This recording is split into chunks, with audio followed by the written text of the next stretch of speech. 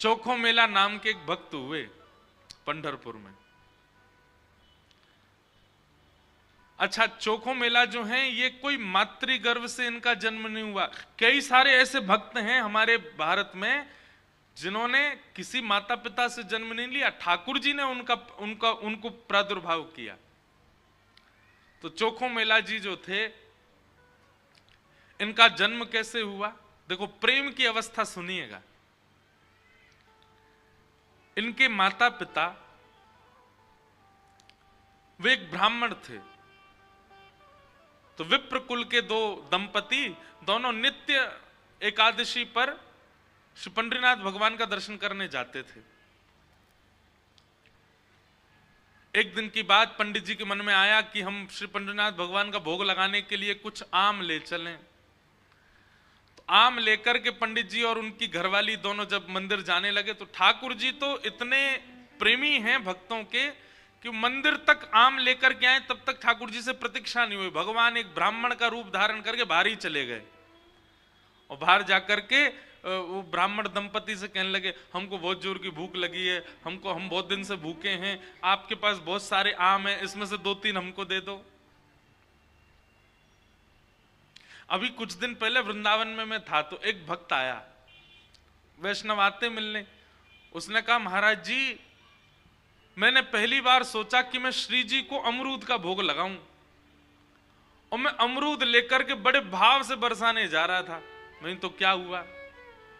बोले, रास्ता में एक जगह टम्पू रुका हमारा ऑटो, इतने में महाराज जी बंदर आया और सबरे अमरूद फैला के और उनमें समेट करके भाग गए। और इतने सारे बंदर आए, सब लेके भाग, एक भी नहीं बचा। मेरा मन तो बड़ा खिन्न हुआ, श्री जी नाराज है मुझसे। मैंने कहा, अरे बाबड़े, श्री जी नाराज ना है, श्री जी से प्रतीक्षा ना है भाई कि तू ऊपर तक आवेगो, ऊपर अमरूद पधरावेगो, और कहीं ये बाहर खड़े पुजारी ने तेरे द्वारा दिए गए अमरूद बांट दिए तो श्री जी को तो भोग नहीं लग पाएगा। और ऐसा ही होता है, पुजारी जी को जो दे दो, पुजारी जी थोड़ी देर दिखा के और फिर सब में बांट देते हैं। तो श्री जी ने कही, इतने भाव से अमरूद लेके आ रहा हो, तो श्री जी ने अपनी गुप्त सेना भेजी, बोले बीचते ही हरण कर लाओ। और मैं सबरे अमरूद बंदर लेके भाज गए, श्री जी ने पा लियो, भोग लगा लियो।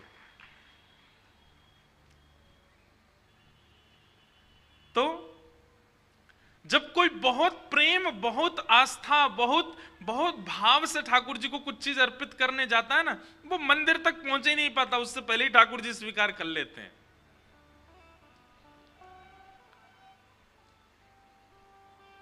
अब कभी ऐसी घटना घटे तो देखना, जबरदस्ती मत करना कि रबड़ी लेके गए और बंदर कोई दिखा रहे हैं दूर से, जे ले जाए तो हम समझेंगे कि हाँ भोग लगेंगे। जबरदस्ती नहीं, अपने आप ऐसी कोई योजना बने तो समझ जाना कि श्री ठाकुर जी ने पा लिया। तो भगवान पहुंच गए और दंपति के पास जाके कहने लगे, बोले हमको आम दे दो, बहुत जोर की भूख लगी है, आप इतने सारे आम लेके जा रहे हो, उनमें से 2-3 ही दे दो। तो विप्र दंपति ने सोचा, कोई बात नहीं, 2-3 आम इनको दे देते हैं, बाकी धो धा के फिर पंडरीनाथ जी का भोग लगा देंगे। लीजिए लीजिए भैया, आप लोग पाओ। अब जैसे ही ब्राह्मणी ने आम दिया, और चोखो मेला जी खूब जोर जोर से वो पंडरीनाथ भगवान जिस रूप में आए थे उस रूप में बढ़िया प्रेम से फल पाने लगे। लेकिन वो क्या करते, थोड़ी देर तो आम चूसते, पूरा आम नहीं पाते, थोड़ा सा उसमें छोड़ देते और फिर ब्राह्मणी की गोद में ही डाल देते। एक आम पाया, ये हैं श्री पंडरीनाथ भगवान। अब दर्शन हो गए पूरे, और ये असली चित्र है श्री पंडरीनाथ भगवान का। अब हमको ही देखो, कथा सुन। तो यही ठाकुर जी ब्राह्मण का रूप धारण करके गए, और महाराज आधे आधे आम चौंके और चौंक करके उनकी गोद में डालते जाएं। बेचारे ब्राह्मण देवता एक दूसरे, दंपति एक दूसरे को देखने लगे, बोले कि ये क्या कर रहे हैं? बोले कोई बात नहीं। 2-4 आम पा करके और उच्छिष्ट छोड़ छोड़ करके उनकी गोद में ब्राह्मण तो चले गए। अभी दोनों दंपति सोचने लगे, कोई बात नहीं, 2-3 आम बचे, इनको धो के पंडरीनाथ भगवान का भोग लगा देंगे, और ये जो आम ये हमारी गोद में छोड़ गए, इनको बांध लो, कोई जानवर या कोई जीव मिलेगा उसको दे देंगे। अभी इनमें आम बचे हैं, कोई जीव खा लेगा।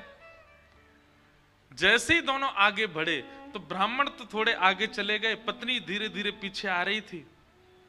तभी उसको अचानक इतना भार लगने लगा, वो जो उसने झोली सी बनाई थी, इतना भार लगने लगा कि एक तरफ की ओर वस्त्र खिंचने लगा। जैसे उसने देखा मेरी झोली इतनी भारी हो गई, खोल करके देखा तो वहीं एक नन्हा सा बालक था, उसी का नाम पड़ा चोखो मेला। उनका नाम चोखो मेला इसलिए पड़ा क्योंकि भगवान ने आम चोख करके और गोद में मेल दिया, इसीलिए नाम उनका चोखो मेला। अब इनके कोई माता पिता नहीं है, ये ठाकुर जी ने इनको भेजा है। और ठाकुर जी जिसको भेजते हैं ना, वो निश्चित है कि संसार के भक्तों को पथ दिखाने के लिए भेजते हैं। हमने एक चीज अनुभव की भैया, अधिकतर भक्तों के चरित्रों में देखा गया कि उनका जन्म सामान्य हमारी तरह नहीं हुआ, कुछ ना कुछ अलग होता है। जैसे गोस्वामी तुलसीदास जी महाराज के लिए आता है कि जैसे ही उनका जन्म हुआ, जन्म लेते ही उनके 3200 दांत थे। बालक के दांत होते हैं जन्म लेते ही, तो गोस्वामी जी के दांत थे। और उनके परिवार और गांव के लोगों ने यह सोचा कि ओहो, इसके तो सारे दांत निकल आए, ये अपसगुन बालक है। अपसगुन मान करके उनको थोड़ा किनारे कर दिया। वही गोस्वामी तुलसीदास जी बन गए। सूरदास जी महाराज जन्म से ही अंधे हुए, उनके नेत्र ही नहीं थे।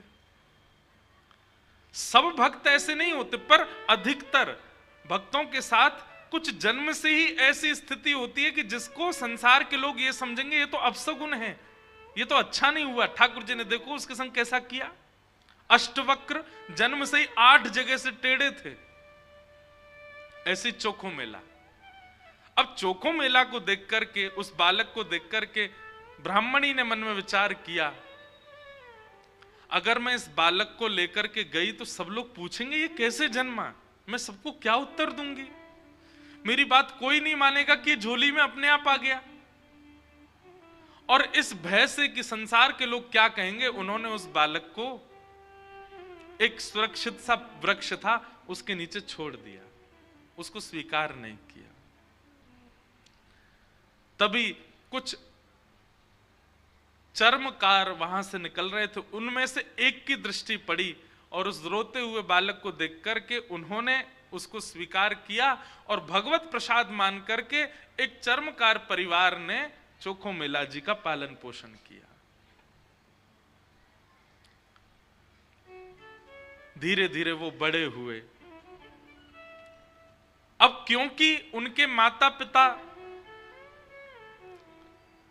चर्मकार परिवार के हैं, इसलिए कई जगह उनको मंदिर में जाने से रोक दिया जाता। पर ठाकुर जी तो किसी की जात पात नहीं देखते ना, ठाकुर जी तो सबसे प्रेम करते हैं।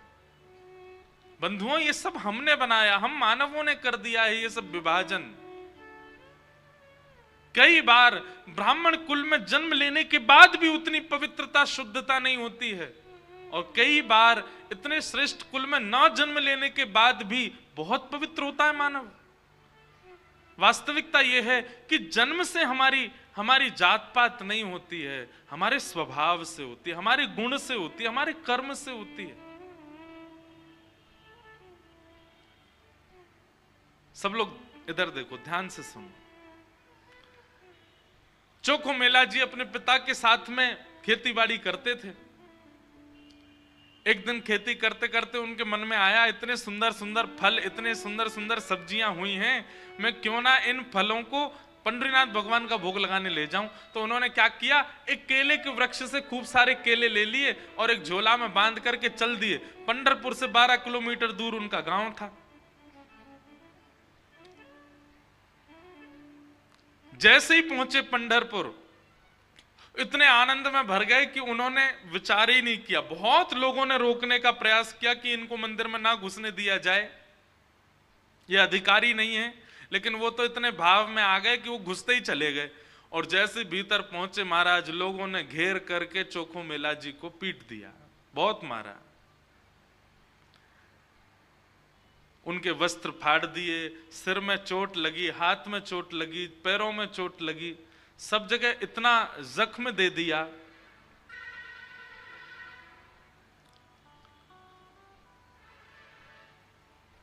चोखो मेला जी रोते रोते वापस आ गए। पंडरीनाथ भगवान को भोग नहीं लगा पाए।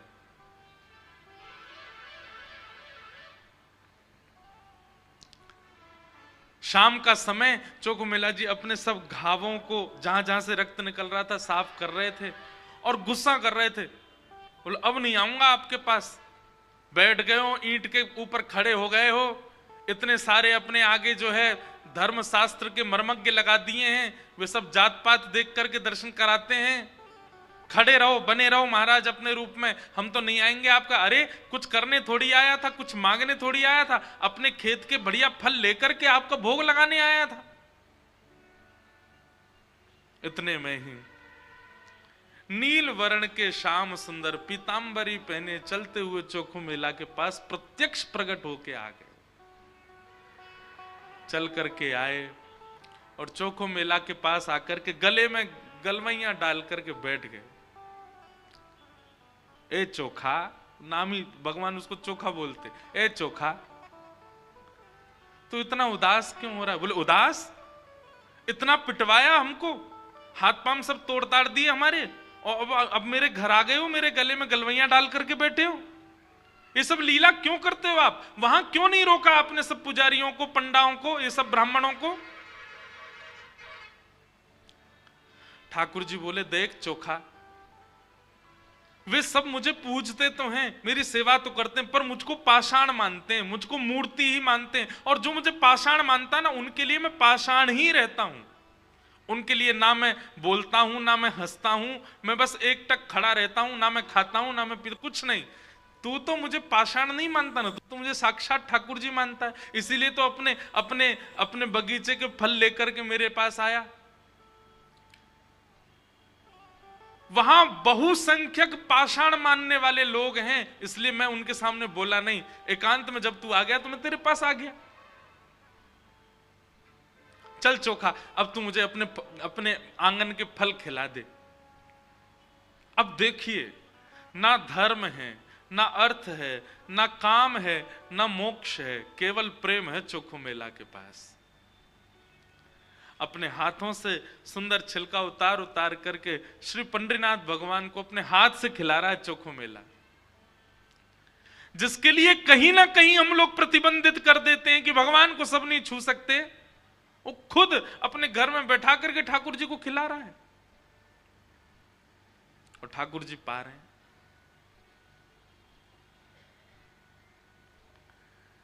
भगवान ने 2-3 केला पाए और 2-3 केला पाने के बाद में भगवान बोले ए चोखा सुन, अब मत खिला, अब बाकी के जितने बच्चे हैं ये सब मेरी पीतांबरी में बांध दे।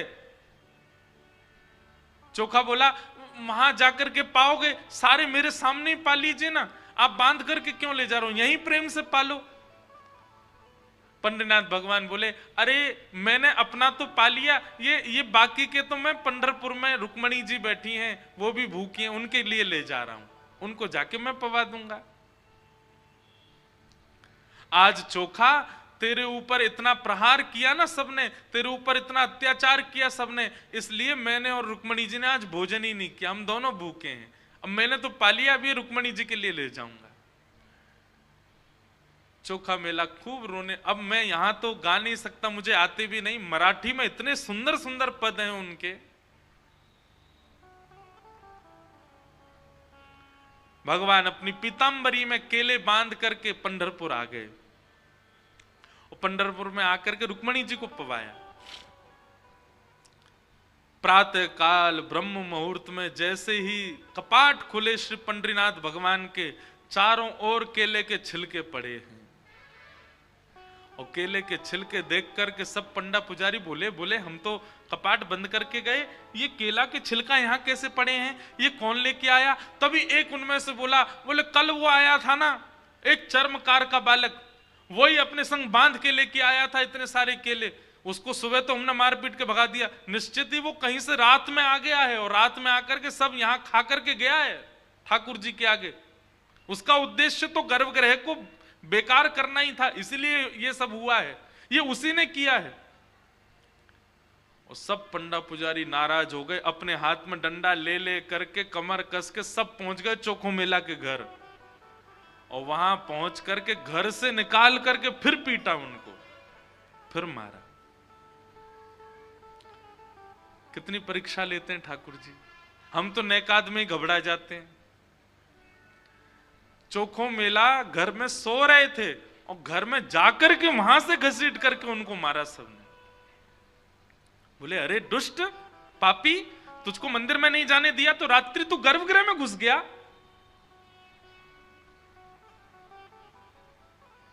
चोखो मेला पिटते रहे, नेत्रों से आंसू बहाते रहे, जय हो पंडरीनाथ, कैसी लीला करते हो, सुबह पिटवाते हो, रात में आकर के खा जाते हो मेरे हाथ से।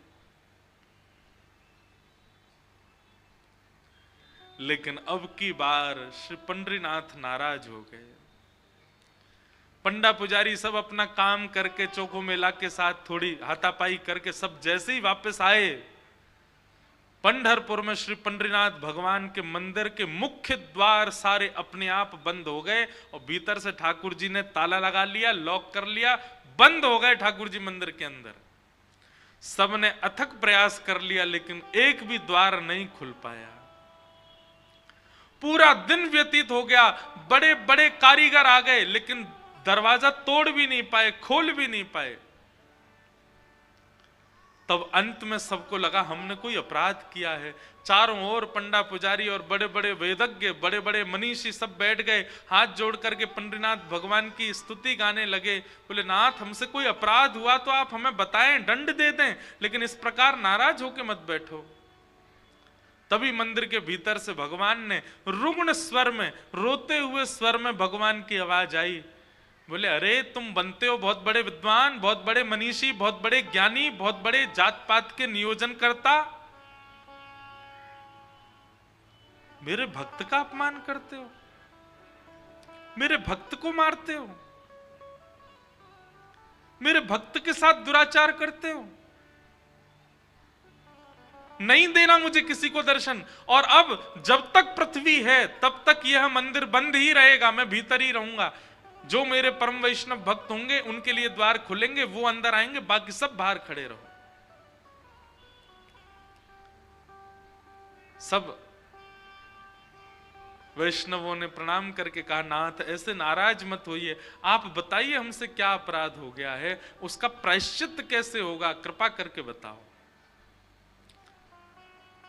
भगवान बोले मेरे चोखो मेला को जिस प्रकार तुम लोगों ने सबने जुट बना करके जाकर के उसको मारा है, अब तुम सभी वेदज्ञ, तुम सभी ब्राह्मण, तुम सभी श्रेष्ठ जन पालकी सजा के लेके जाओ और चोखो मेला को बिठा करके नाचते गाते उत्सव जैसे एक मेरी पालकी सवारी निकालते हो, ऐसे चोखो मेला की सवारी पूरे नगर में घुमाते हुए मेरे सामने लेकर के आओ, तब मेरे द्वार खुलेंगे, तब मैं तुमको क्षमा करूंगा, नहीं तो नहीं करूंगा।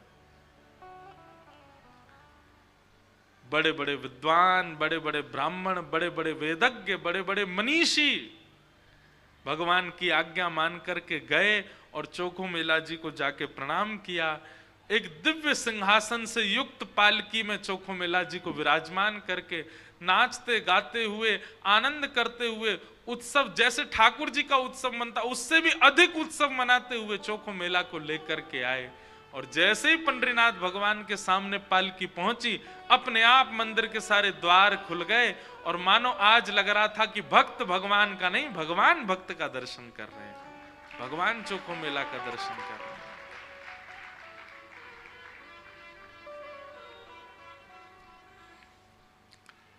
प्रेम बड़ा है,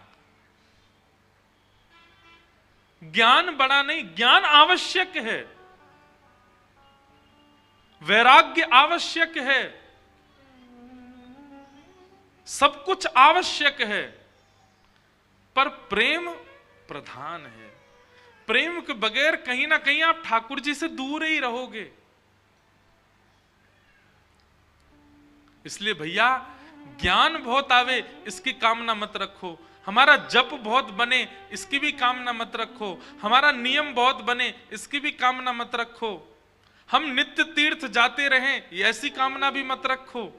कामना केवल एक रखो, हम जहां भी रहें, जैसे भी रहें, जिस स्थिति में रहें, हमारा प्रेम सदा बढ़ता रहे ठाकुर जी के प्रति। और श्रीमद् भागवत प्रेम प्रकट कराने वाला ग्रंथ है।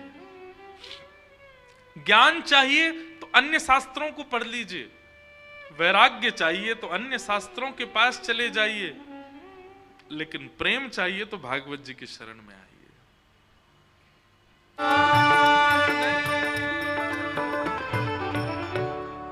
तो धर्म आवश्यक है, अर्थ आवश्यक है, काम आवश्यक है, मोक्ष भी आवश्यक है, परंतु प्रेम के आगे नहीं। प्रेम प्रधान है।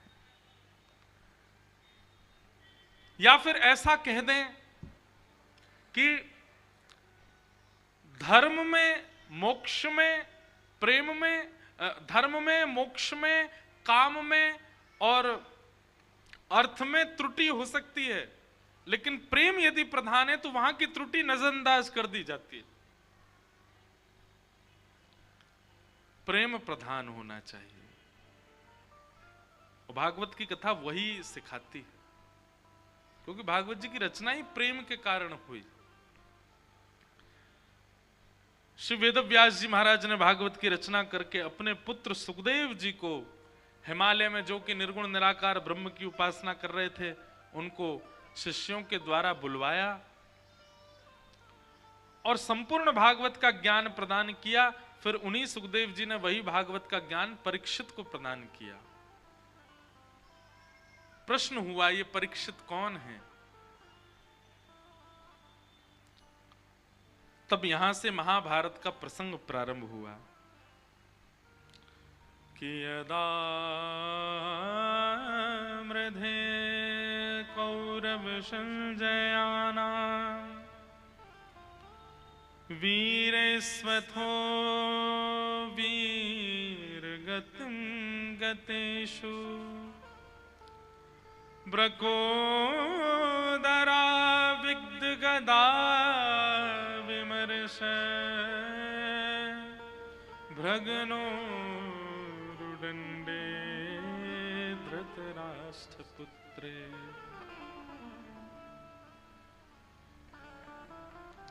महाभारत का प्रसंग। सब लोग सावधानी से सुनो, इधर देखो।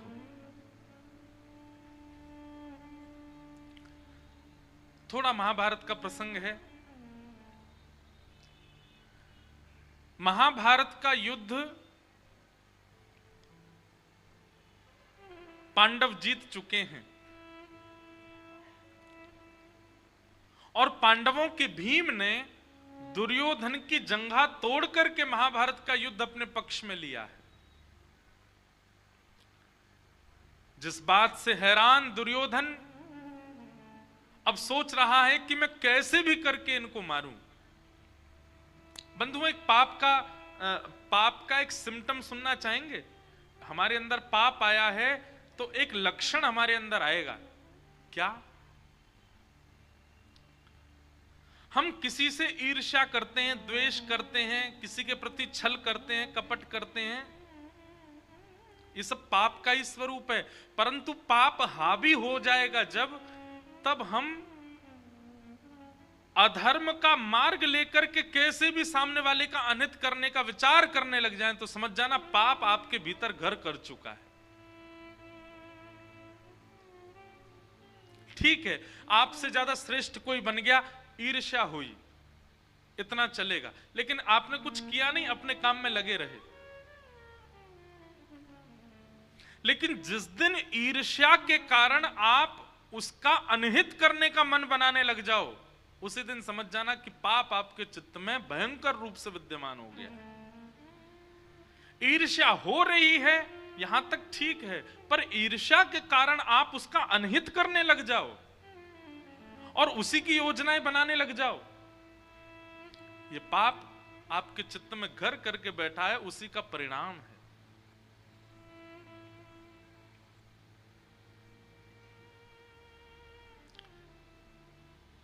ऐसा कह दें कि जैसे बहुत गंभीर बीमारी हो जाए और वो थोड़ी बहुत स्थानों पर हो तो उसकी चिकित्सा की जाती है, लेकिन अगर वो मस्तिष्क में पहुंच जाए, ब्लड में आ जाए, आपके हृदय में उसका प्रवेश हो जाए, तो फिर उस बीमारी का कोई उपचार नहीं। ईर्ष्या का उपचार है। अगर आपको किसी से ईर्ष्या हो रही है तो उसका उपचार है, एक दिन ईर्ष्या नष्ट हो जाएगी। लेकिन ईर्ष्या के कारण अगर आपने उसका अनहित सोचा, विचार किया और करने भी लग गए, उसका उपचार नहीं होगा। उसका उपचार तो नाश है बस। कई लोग ईर्ष्या में इतने चले जाते हैं कि उसके नाश के लिए वे लोग यत्न तक करते हैं, वे लोग प्रयत्न तक करते हैं, वे लोग टौने टोट के करते हैं सामने वाले के साथ कुछ बुरा हो।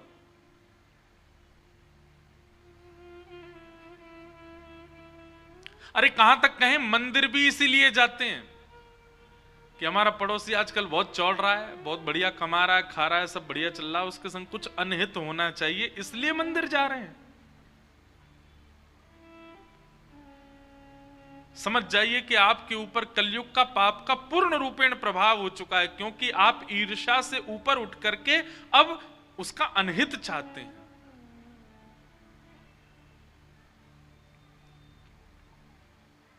इसलिए किसी के प्रति ईर्ष्या आवे, कथा में आइए, सत्संग में आइए, गुरुजनों के पास आइए, गंगा स्नान कीजिए, यमुना स्नान कीजिए, धीरे धीरे अपने उस ईर्ष्या को नष्ट कीजिए। परंतु अगर ईर्ष्या के कारण आपके चित्त में उसका अनहित चाहने की इच्छा हो रही है, उसके साथ गलत करने की इच्छा हो रही है, आपका नाश होने से कोई नहीं रोक सकता। और वही कर रहा है दुर्योधन। दुर्योधन युद्ध हार चुका है, अचेत अवस्था में पड़ा है रणभूमि में, लेकिन तब भी उसको ये पीड़ा नहीं है कि मैं मरने वाला हूं, अपनी मृत्यु सफल बना लूं।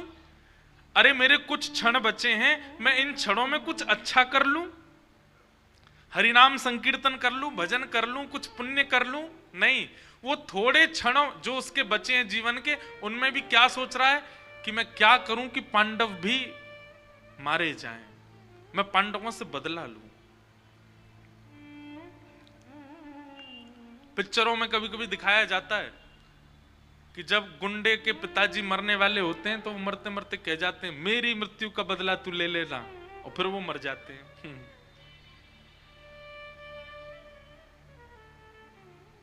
ये पिक्चरों तक अच्छी बात है, पर जीवित अवस्था में ऐसी स्थिति ना आवे। अरे अंतिम श्वास हम कभी कभी देखते हैं, फ्लाइट में हो, कभी कहीं जा तो कभी देखते हैं पिक्चर, उसमें जब ऐसी तब सोचते हैं, अरे यार अंतिम श्वास ले रहा था, कम से कम राम नाम तो बोल जाता, अंतिम श्वास ले रहा था, नारायण नारायण ही बोल के चला जाता, उसमें भी बदला लेने की भावना रख के गया। इसलिए भैया कभी विचार में भी अगर आ गया हो आपके कि मुझे उससे बदला लेना है, उसके साथ ऐसा कुछ करना है कि उसका काम खराब हो, या जो, समझ जाइए, क्या पता इस कथा के माध्यम से ठाकुर जी आपको कुछ संकेत दिलाना चाहते हैं, ये नाश का कारण बनेगा। संसार में हर व्यक्ति अपना प्रारब्ध भोग रहा है, वो कभी ना कभी कुछ अच्छा करके आ, भले इस बार वो अच्छा इंसान नहीं है, कभी कुछ उसने अच्छा किया इसलिए वो भोग रहा है, भोगने दीजिए। आप क्यों कुछ ऐसे यत्न करो कि उससे उसका बुरा हो।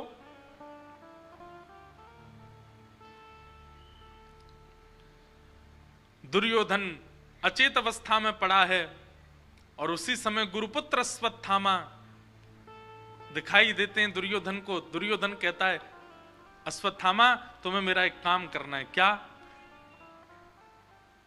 हम रणभूमि में तो पांडवों को नहीं मार पाए, पर अब हमें छल से उनको मारना होगा। हम महाभारत का युद्ध तो हार गए, पर हम यदि हस्तिनापुर की गद्दी पर नहीं बैठे तो ये पांडव भी नहीं बैठने चाहिए। अश्वत्थामा कहने लगा, क्या करना है बताओ। बोले, रणभूमि में तो नहीं मार पाए, सोते हुए इन योद्धाओं को इनके शिविर में जाके मार दो, सोते हुए मार दो। किसी को क्या पता चल रहा, हम भी मारे गए, वो भी मारे गए, हस्तिनापुर की गद्दी पर ना हम बैठेंगे ना वो, कम से कम चैन से मर तो पाएंगे। कितनी विषम स्थिति है कि व्यक्ति को किसी को पीड़ा देने में चैन मिलता है, ये पाप नहीं है तो क्या है? ये कलयुग का महाप्रभाव नहीं है तो क्या है? किसी को पीड़ा में देख करके आपको प्रसन्नता होने लग जाए, किसी को पीड़ा में देख करके आप खुश होते हो, ये महापाप है।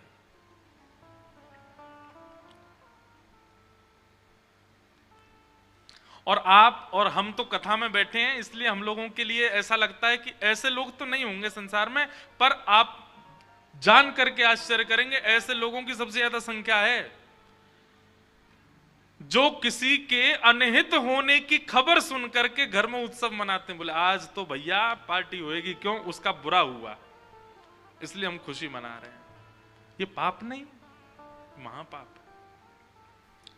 किसी की मृत्यु की बात सुनकर के एक परिवार खुश हो रहा है, किसी के ऊपर कोई केस हो गया, जेल चला गया, कुछ गलत हो गया, उसके हाथ पांव टूट गए, कुछ हो गया, और एक परिवार प्रसन्न हो रहा है, ये महापाप नहीं है, ये महापाप है।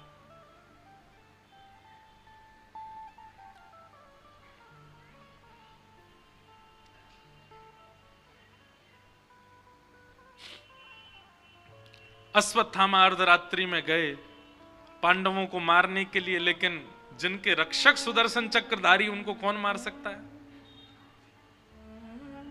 पांडवों को अर्धरात्रि में ही लेकर के भगवान कहीं और चले गए। अश्वत्थामा ने आकर के सोते हुए, अंधेरे के कारण देख नहीं पाया, द्रौपदी के सोते हुए बालकों को मार दिया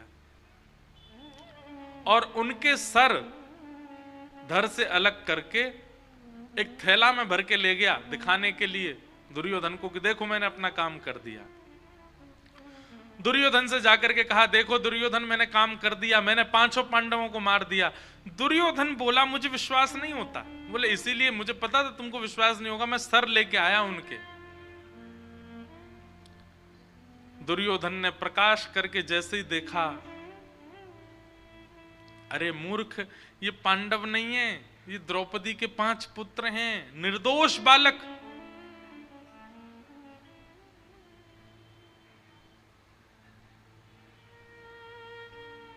पांडवों का उत्सव मनना था, परंतु मातम मनने लगा।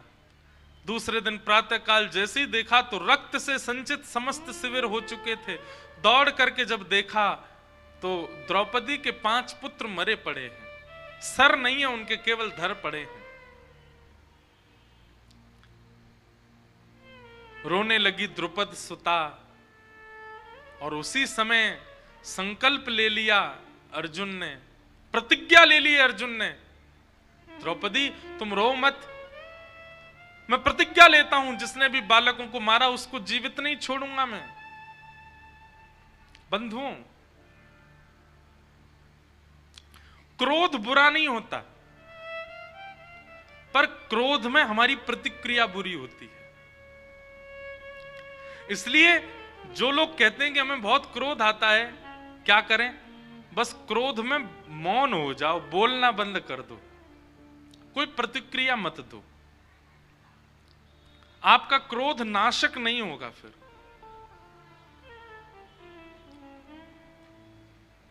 क्रोध आने दीजिए, बस आप क्रोध में बोलना बंद कर दीजिए। कठिन होगा लेकिन फिर भी करो, एक आध बार थोड़ी बहुत आवाज निकलेगी, 2-4 बार प्रैक्टिस करोगे तो फिर अपने आप सीख जाओगे। क्रोध में मौन हो जाओ, बोलो ही मत। चाहे कोई कितना भी छेड़े, कितना भी बुलवावे, कितनी भी कस्में वादे कर दे, फिर भी मत बोलो। जब तक मत बोलो जब तक क्रोध शांत ना हो जाए।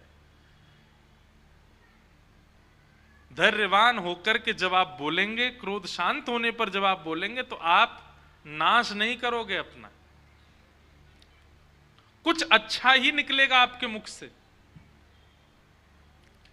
तो क्रोध बुरा नहीं होता, क्रोध में प्रतिक्रियाएं बुरी होती हैं, क्रोध में प्रतिक्रियाएं नाशक होती हैं। और एक बात सुन लीजिए, क्रोध को कम करने का एक ही उपाय है कि क्रोध में प्रतिक्रियाएं करना। जैसे आप कम कर दोगे, 1 बार 2 बार 3 बार 5-6 बार में, धीरे धीरे जब प्रतिक्रिया ही नहीं दोगे, धीरे धीरे अपने आप क्रोध कम हो जाएगा। फिर आपके सामने कोई कितना भी कुछ कर दे, आपको क्रोध आएगा ही नहीं, क्योंकि आपने प्रतिक्रियाएं ना दे करके अपने क्रोध। क्रोध में प्रतिक्रिया करने का मतलब क्या है? जलती हुई अग्नि में कपूर डालना, उसको और तेज करना। जब व्यक्ति क्रोध आने पर प्रतिक्रिया देता है तो उसका क्रोध अगली बार और ज्यादा बढ़ जाता है। लेकिन जो व्यक्ति क्रोध आने पर प्रतिक्रिया ही नहीं देता, अग्नि में घी ही नहीं डालोगे, तो धीरे धीरे अग्नि शांत हो जाएगी, धीरे धीरे अग्नि का तेज कम हो जाएगा। ठीक वैसे क्रोध है। कुछ पकड़ लो, कुछ जकड़ लो, हाथ की मुट्ठियां बांध लो, आंख बंद करके ऐसे बैठ जाओ, लेकिन बोलो मत, चाहे कुछ हो जाए। क्रोध में मौन हो रो। बताओ, कोई एक को समझ में आई बात? इतने लोगों में एक ने समझी।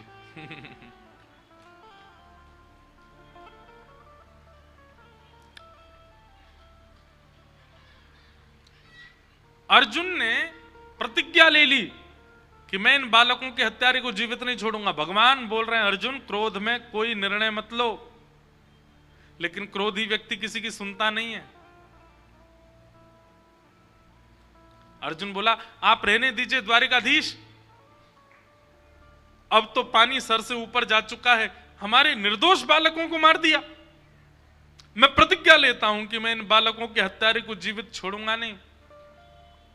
भगवान बोले, अर्जुन, क्षत्रिय यदि प्रतिज्ञा ले ले और उस प्रतिज्ञा को पूर्ण ना करे तो उसको 2000 वर्ष के लिए प्रेत बनना पड़ता है, नरक में जाना पड़ता है।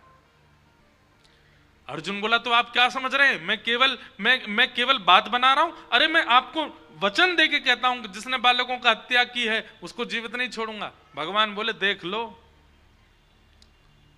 लेकिन क्रोधी व्यक्ति अपने आप को उस समय बहुत बलवान मान लेता है। वो सोचता है कि मैं कर ही दूंगा ये काम। भगवान ने 2 बार रोका, लेकिन अर्जुन नहीं माना। मैं प्रतिज्ञा लेता हूं, बालकों के हत्यारे को नहीं छोड़ूंगा। भगवान बोले, ठीक है। अर्जुन निकल पड़े ढूंढने, किसने मारा है बालकों को। तो कृतवर्मा, अश्वत्थामा, इस प्रकार 3 लोग बचे थे बस महाभारत युद्ध में कौरव पक्ष के। और तीनों की जब जांच करवाई तो अश्वत्थामा दोषी मिले। जैसे ही दोष लगा अश्वत्थामा भागा रथ में बैठ करके, अर्जुन उसके पीछे पीछे भागे। भगवान कृष्ण रथ चला रहे थे, तभी अश्वत्थामा ने ब्रह्मास्त्र अभिमंत्रित करते हुए अर्जुन के ऊपर छोड़ दिया। ब्रह्मास्त्र का तेज आ रहा था, अर्जुन का शरीर जल रहा है, चरणों में गिर गया भगवान के, बोले, प्रभु मेरी रक्षा करो, ये ब्रह्मास्त्र छोड़ दिया मेरे ऊपर। भगवान बोले, तुम भी ब्रह्मास्त्र छोड़ो। दोनों ब्रह्मास्त्र टकराएंगे, शांत हो जाएंगे।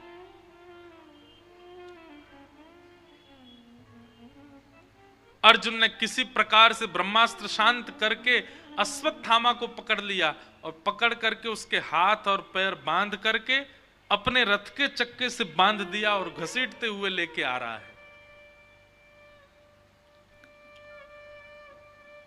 यहां पांडवों की समस्त सेना और पांडव और द्रौपदी सब रुदन कर रहे थे। तभी किसी ने हल्ला किया, अर्जुन बालकों के हत्यारे को पकड़ लाया है। सब देखने के लिए बाहर आ गए। देखें तो सही, किसने मारा इन निर्दोष बालकों को? हाथ पैर बंधे हुए अश्वत्थामा के। अश्वत्थामा कौन है? पांडवों के गुरु कृपाचार्य का पुत्र है, यानी कि गुरु पुत्र है। अश्वत्थामा को जैसे ही देखा द्रौपदी ने, तुरंत बोल पड़ी द्रौपदी और क्या कहती है? द्रौपदी कह रही है कि तथा हतम पशुवत् पाशबद्ध मवांग मुखम कर्म जुगुप्सितेन निरीक्ष कृष्णापकृतं गुरु सुतं वाम स्वभावा कृपयाननाम च उवाच चास्य हन्तस्य वन्धनानयनं सतिं मुच्यतामेष ब्राह्मणो नितरां गुरु। द्रौपदी बोली, अर्जुन तुम किसको पकड़ के लाए हो? अर्जुन बोला, तुम्हारे बालकों का हत्यारा है अश्वत्थामा। द्रौपदी बोली, तुम ये क्यों भूल गए हो कि ये हमारे गुरु का बेटा है, ये गुरुपुत्र है और गुरुपुत्र गुरु के समान होता है। अर्जुन, हम क्षत्रिय हैं और ये ब्राह्मण हैं, ब्राह्मण पूजनीय होता है। अर्जुन बोला, ये सब बातें बाद की विचार की होती हैं, पर आतताई का कोई धर्म नहीं होता, आतताई का कोई कोई कोई घर परिवार नहीं होता, ये आतताई है, बालकों का हत्यारा है। इसके प्रति ये भावना थोड़ी रखेंगे कि ये गुरुपुत्र है, ये ब्राह्मण है। और मैंने प्रतिज्ञा ली है कि मैं बालकों के हत्यारे को जीवित नहीं छोड़ूंगा, मैं तो इसको मारूंगा। द्रौपदी बोली, अर्जुन, क्या इसको मारने से मेरे मरे हुए 5 पुत्र जीवित हो जाएंगे? अर्जुन बोले, नहीं। सुनो, बात सुनो, कथा सुनो, अभी ताली नहीं बजाओ, कथा सुनो। द्रौपदी कहती है, क्या इसको मारने से मेरे पुत्र जीवित हो जाएंगे? अर्जुन बोला, नहीं। तो फिर उसको क्यों मारना? और दूसरी बात, अगर तुमको मेरे ऊपर इतनी दया आ रही है कि मेरे 5 पुत्र मारे गए, तो एक तरफ दृष्टि उठा करके देखोगे तो 5 पुत्र भले ही मेरे चले गए, पर 5 पति जीवित हैं। अश्वत्थामा की मां विधवा पहले हो चुकी है और केवल एक पुत्र है उनका, और इसको भी तुम मार दोगे तो ना पति है ना पुत्र है, अकेली हो जाएगी। ये महापाप नहीं होगा कि हम एक अबला दुर्बला नारी के सारे सहारों को छीन लें? मेरे 5 पुत्र छीन लिए गए, पर 5 पति जीवित हैं, मैं इनके सहारे रह लूंगी। लेकिन अश्वत्थामा की मां के लिए तो विचार करो अर्जुन, उनके पति भी नहीं हैं और एकमात्र पुत्र है, उसको भी मार दोगे तो पुत्र मरने की क्या वेदना होती है, ये मैं अभी जूझ रही हूं इससे, मुझे पता है। मैं नहीं चाहती कि जिस वेदना में एक मां है उस वेदना में दूसरी मां भी जाए। अश्वत्थामा, अर्जुन मेरी आज्ञा मानिए, क्योंकि मेरे पुत्र मरे हैं, अश्वत्थामा को मत मारो। अर्जुन अब सोच में पड़ गए, मैं क्या करूं। युधिष्ठिर की ओर देखा, भैया आप आज्ञा कीजिए, आप समझाइए ना द्रौपदी को। युधिष्ठिर कहने लगे, नहीं अर्जुन, द्रौपदी ठीक कह रही है, द्रौपदी की बात में बल है, अश्वत्थामा को मत मारो। भीम कहने लगा, बोले सबको छोड़, अर्जुन तू तलवार मुझे दे, मैं मार देता हूं इसको। नकुल सहदेव की ओर देखा, नकुल सहदेव भी बोले, हम भी द्रौपदी के पक्ष में, इसको मत मारो। प्रजा की ओर देखा तो प्रजा कहने लगी, हमारे हवाले कर दो, हम मार देंगे। और सबकी ओर देखते हुए जब अंत में श्री कृष्ण की ओर देखा तो आलोक्य वदनम सख्य, अर्जुन ने जब श्री कृष्ण की ओर देखा, अपने सखा की ओर देखा, भगवान ने जैसे मानो एक रूठा हुआ व्यक्ति अपना मुख फेर लेता है, ऐसे ठाकुर जी ने रूठ के मुख फेर लिया। क्यों? क्योंकि भगवान तो पहले ही मना कर रहे थे अर्जुन को कि अर्जुन ये प्रतिज्ञा मत ले, तू बालकों के हत्यारे को मार देगा। लेकिन अर्जुन ने तब नहीं माना था। भगवान के चरणों में प्रणाम करके बोलने लगा, बोले प्रभु आप आज्ञा कीजिए ना, मैं क्या करूं। भगवान बोले, नहीं नहीं, तू तो पहले ही निर्णय ले चुका था, अपनी प्रतिज्ञा पूरी कर। और मेरे से क्यों पूछ रहा है? द्रौपदी के बालक मारे गए हैं, द्रौपदी की जो आज्ञा हो वो कर। अब देख अर्जुन, तेरी प्रतिज्ञा है कि बालकों के हत्यारे को मारेगा तो इसको मार दे, लेकिन द्रौपदी के बालक मारे गए हैं तो द्रौपदी की आज्ञा के बिना तू नहीं मार सकता। द्रौपदी कहती है नहीं मारो तो इसको मत मारना। लेकिन भीम तुम्हारे बड़े भैया हैं, वो कह रहे हैं कि तू हट जा, मैं मार दूं, तो उनकी आज्ञा मानो। लेकिन युधिष्ठिर तुम्हारे सबसे बड़े भैया हैं, उनकी बात तो तुमको माननी चाहिए। वो कह रहे हैं मत मारो, तो तुमको नहीं मारना चाहिए। मारो मत मारो, मारो मत मारो, मारो मत मारो। भगवान ने इसी के बीच अर्जुन को छोड़ दिया। अर्जुन बोला सबकी छोड़ो, आप अपनी राय बताओ, मैं क्या करूं। भगवान मंद मंद मुस्काए, बोले सोच ले, दे दूं राय। बोले हाँ, करेगा ना पालन। बोले बिल्कुल करूंगा।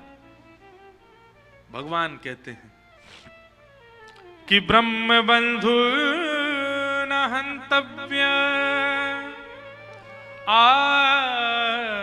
आतताई बधारण मय्यैवो भयमां मातम परिपायानुशासनम्।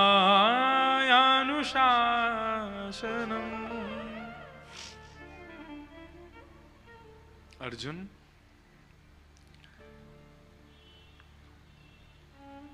ब्राह्मण कैसा भी क्यों ना हो, उसको मारना नहीं चाहिए। अश्वत्थामा ब्राह्मण है। हमारे शास्त्रों में दो विधान है, एक तो माताएं बहनों के और एक ब्राह्मण को। ऐसा कहा गया कि कितना भी बड़ा दंड करें, कितना भी बड़ा अपराध करें, इनको मृत्यु दंड नहीं मिलना चाहिए।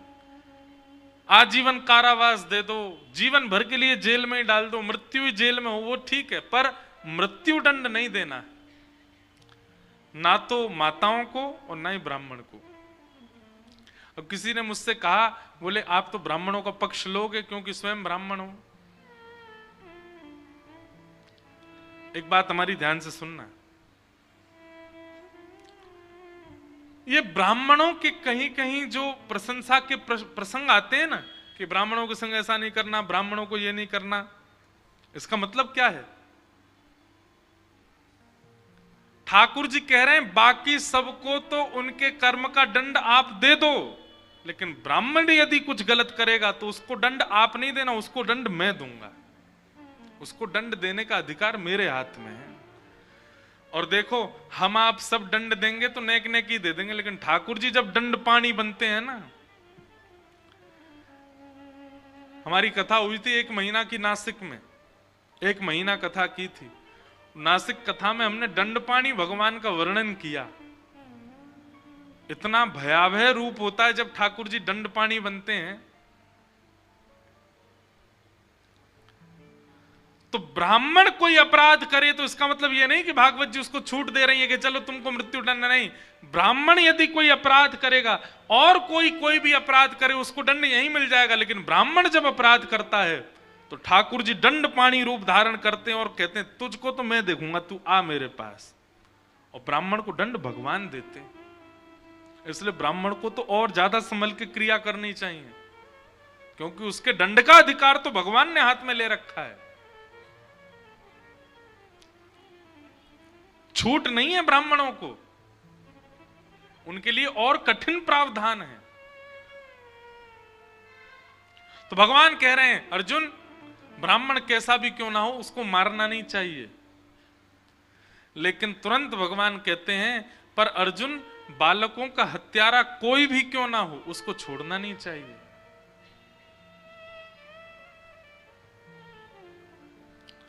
अर्जुन बोला गलती कर दी आपसे पूछ के तो मैंने, ये कैसा निर्णय दिया आपने?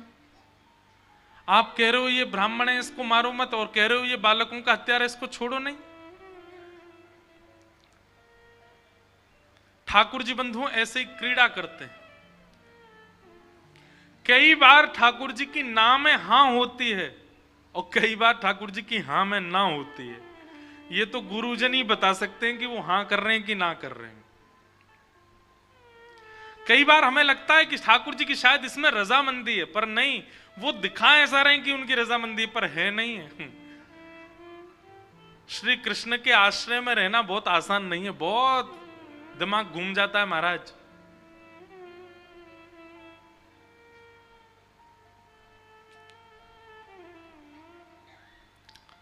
हम अपने लाल जी से कभी कभी पर्ची डालते हैं उनके आगे, कोई समस्या हो या कोई उत्तर चाहिए हो, क्या करें क्या ना करें। तो जैसे कई बार होता है कि वहां जाएं कि नहीं जाएं, ठाकुर जी आप बताओ। तो 3 पर्ची डालते हैं, एक में हाँ, एक में ना, और तीसरी वाली डालते हैं कि ठाकुर जी कह रहे हैं जैसी तेरी मर्जी। ज्यादातर तो वो तीसरी वाली पर्ची उठती है, बोले जैसी तेरी मर्जी, हमसे मत पूछे। इसका मतलब क्या है? अपने ऊपर प्रेशर नहीं लेते, बोले अपने बुद्धि विवेक से देख तुझे क्या करना है। पर कई बार जब हाँ या ना वाली पर्ची आती है ना, वहां जाएं तो ठाकुर जी की आ गई हाँ, तो फिर ठाकुर जी को देख के यूं लगता है ये ना वाला हाँ था या हाँ वाला हाँ था। तो उस समय क्या करते हैं, फिर थोड़ी देर कथा का कुछ चिंतन करते हैं, थोड़ी देर कथा के कोई प्रसंग का ध्यान करते हैं, और फिर उस कथा का चिंतन ध्यान करते करते करते अपने आप उसी में ही उत्तर मिल जाता है, हाँ या ना।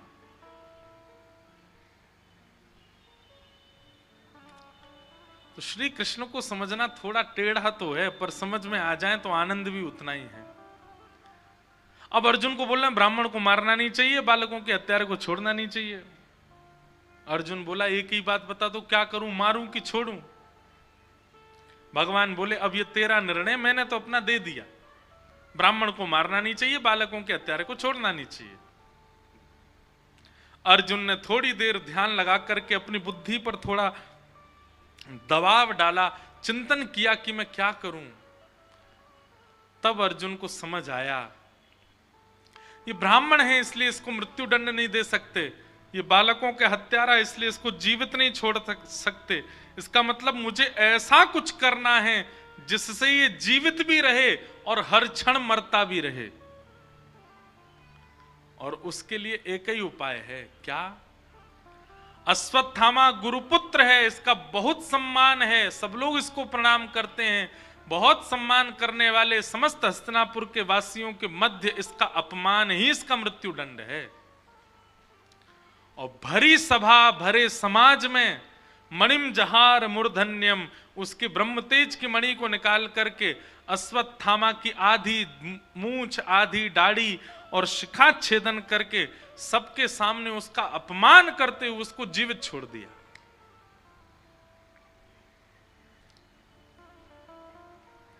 अब ये मृत्यु दंड से भी बड़ा दंड लग गया अश्वत्थामा को।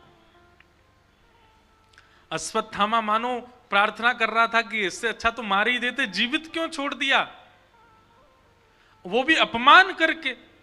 अब तो अश्वत्थामा जहां से भी निकले सब ईंट पत्थर फेंकें, कंकड़ फेंकें, उसको अपशब्द कहें, कोई भी अपने घर में कोई भी उसका मुख देखना नहीं चाहता, सब उसके प्रति हीन भावना रखने लगे। जहां भी अश्वत्थामा पहुंच जाता है सब लोग अपने घरों में चले जाते हैं, छतों से ईंट पत्थर फेंकने लगते हैं। ऐसी अश्वत्थामा की स्थिति कर दी। ये जीते जी मृत्यु के समान हो गया अश्वत्थामा का। आज भी अश्वत्थामा जीवित है, चिरंजीवी है।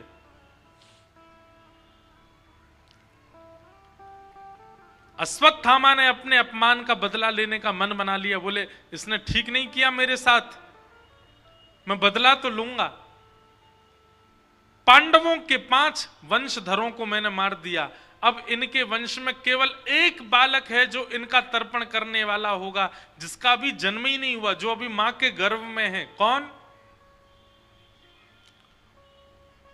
अर्जुन के पुत्र अभिमन्यु की पत्नी के गर्भ में पल रहा नवजात बालक।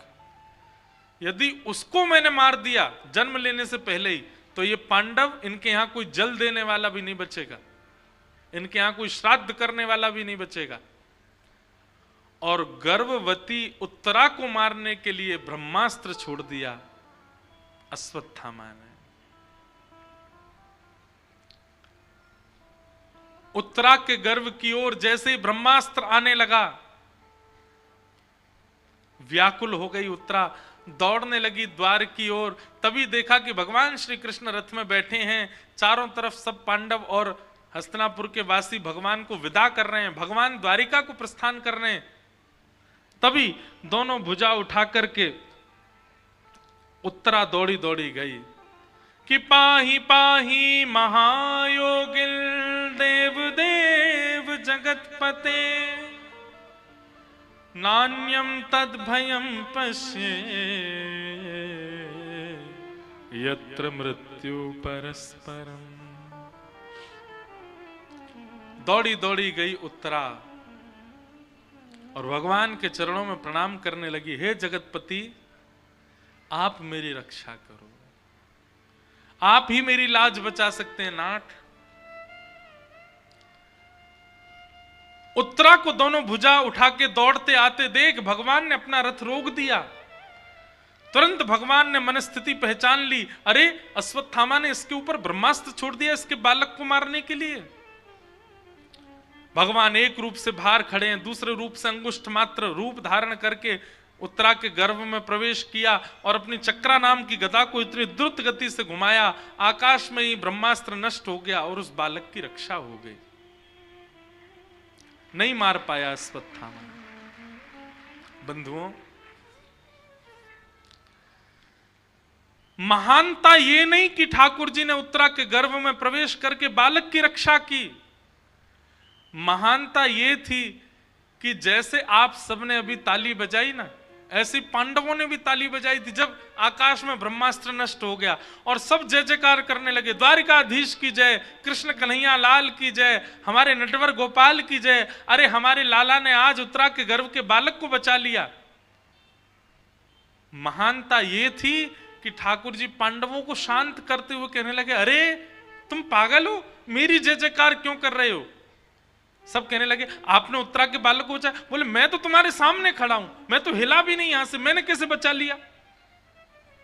पांडव बोले, तो फिर कैसे बचा। बोले, मैंने नहीं बचाया, उत्तरा के धर्म ने, उत्तरा के नियम ने, उत्तरा के पाठ पूजा ने, उत्तरा के पातिव्रत ने, उत्तरा के नियम धर्म ने उसकी रक्षा की है, मैंने उसकी रक्षा नहीं की। मतलब रक्षा करते तो ठाकुर जी हैं, पर श्रेय आपको ही दे देते हैं। अरे पहाड़ों पे गाड़ी चला रहा था मैं, आगे से ट्रक आया और मैंने ऐसे करके बचा ली गाड़ी, उस समय ठाकुर जी हंसते हैं, हाँ यही बच के आया वहां से। जबकि वो बल हमारा नहीं होता है, ठाकुर जी का ही होता है, ठाकुर जी कृपा करते हैं। महाराज जी, कोरोना काल में सारे डॉक्टरों ने मना कर दिया था और मेरी तो सांस फूलने लग गई थी, लेकिन मैंने अपना साहस नहीं तोड़ा, अपना विश्वास नहीं तोड़ा। देखिए आज आपके सामने बैठा हूं, उस समय हंसी आती, अच्छा ठाकुर जी सोच रहे होंगे, देखो अपने आप ही बच गया बेचारा। वास्तव में क्रिया सब ठाकुर जी करते हैं और श्रेय हम अपना ले लेते हैं कि हमने ऐसा किया और हम बच गए।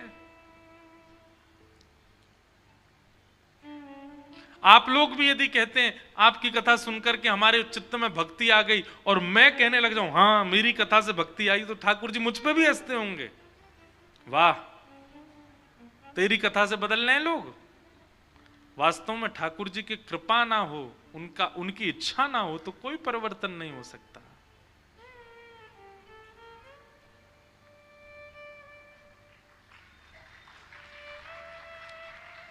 बड़े धीमे जागते हो आप लोग, आधी बात हो जाती तब तो याद आता है।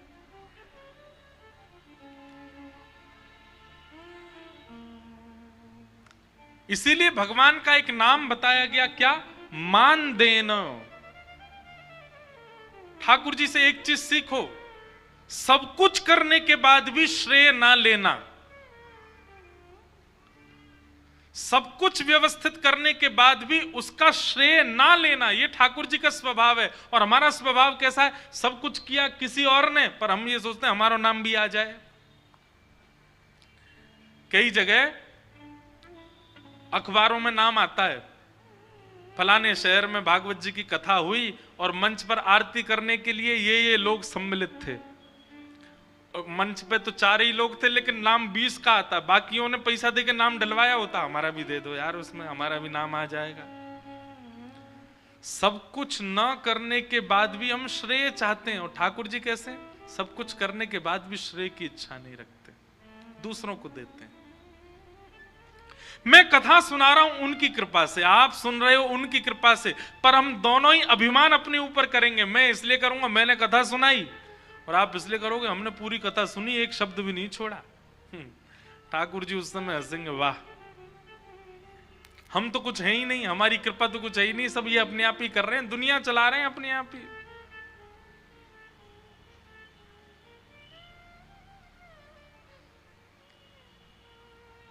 वाह, एक भाव है, कृपा की न होती जो आदत तुम्हारी,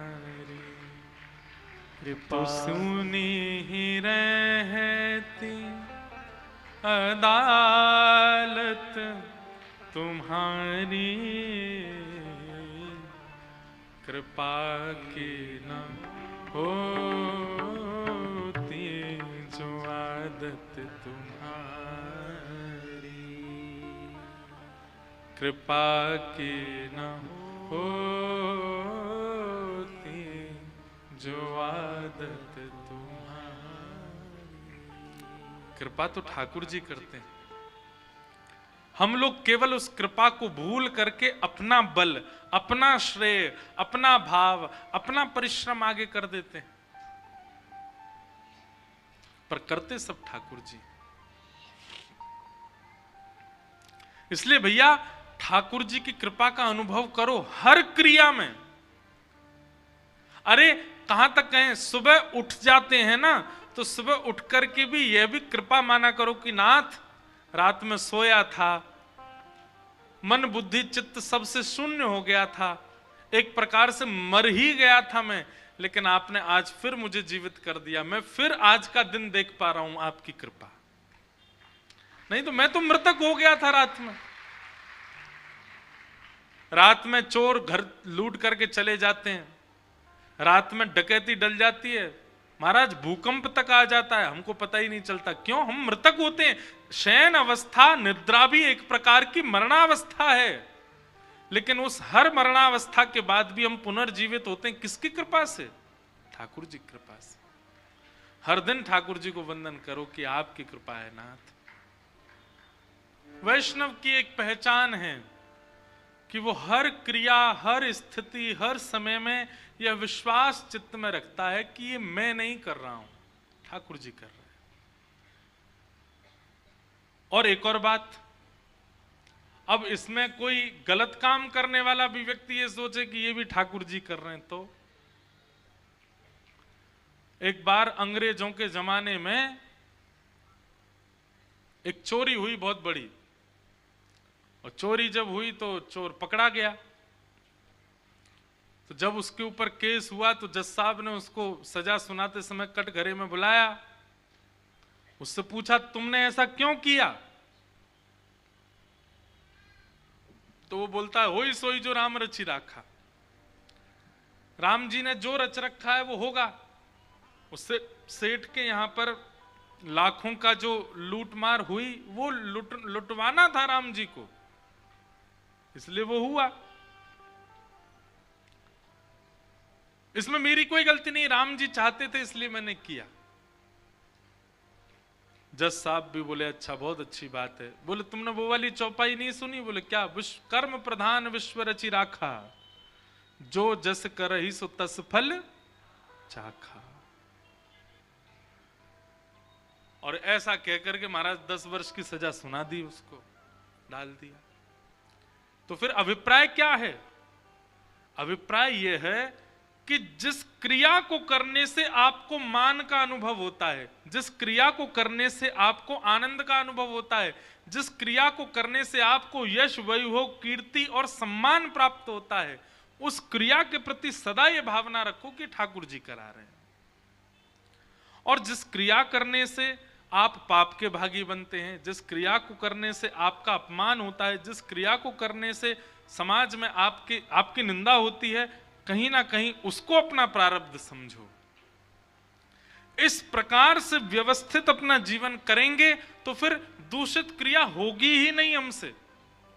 अर्जुन का एक सूत्र अपना लीजिए। अर्जुन भगवान के पास द्वारिका गया और द्वारिका में जाके चरणों में गिर गया, तो भगवान ने कहा भैया क्यों आए हो? बोले महाभारत का युद्ध होने वाला है। अर्जुन बोला तुमसे पहले दुर्योधन आया था, सेना लेकर के चला गया, सेना देने को मेरे पास नहीं है, अकेला मैं बचाऊं, और मैंने प्रतिज्ञा ली है कि मैं शस्त्र उठाऊंगा नहीं। सेना दुर्योधन ले जा चुका है, मैं अकेला तुम्हारे साथ चलूंगा, लेकिन मैं शस्त्र उठाऊंगा नहीं, मैं युद्ध करूंगा नहीं। मंजूर हो तो ले लो हमको।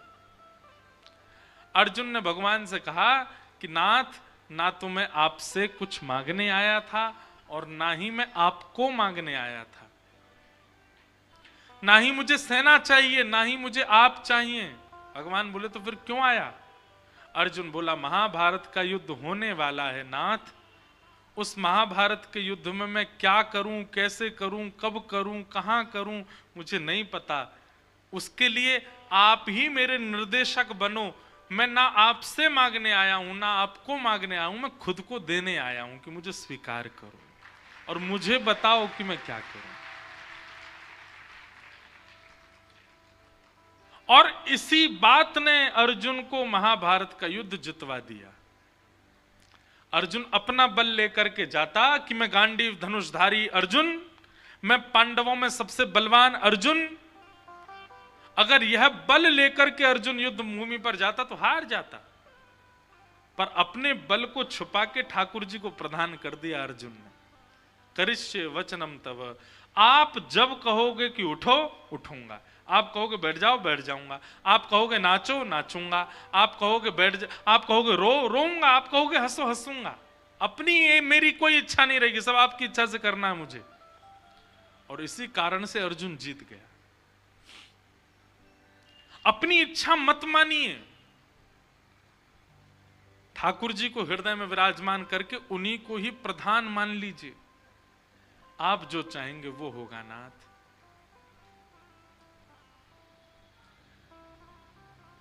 अब हमको पद तो एक और याद आ गया, पर ये वाला कल सुनाएंगे, अभी तो कथा सुना देते हैं। पद की एक पंक्ति ही बहुत सुंदर है। हे मारा गिरधर लाल, थारो न चायो नाचू रे, थारे घर में रहूं निरंतर, थारो ही भोग लगाऊं। मारा गिरधर लाल, थारो न चायो नाचू रे। मेरी अपनी कोई इच्छा नहीं है नाथ। आहा, बहुत सुंदर पंक्तियां हैं इस पद में कि हर स्थिति ठाकुर जी आप जो दोगे वो मुझे स्वीकार है। मेरी अपनी कोई इच्छा नहीं। इस समर्पण के साथ ठाकुर जी के संग रहना, ये एक वैष्णव का लक्षण है। मैं नहीं कर रहा हूं, सब ठाकुर जी कर रहे हैं। भगवान ने उत्तरा के गर्भ के बालक की रक्षा की। तत्पश्चात भगवान जैसी आगे बढ़ने लगे, कुंती ने भगवान की स्तुति गाई। कुंती को भगवान ने कृपा किया। तभी भगवान जैसे ही रथ में आरूढ़ होकर के अब द्वारिका को प्रस्थान करने लगे, तो वहीं पांडवों में खड़े युधिष्ठिर जी रोने लगे। भगवान बोले, युधिष्ठिर अब तुम क्यों रो रहे हो?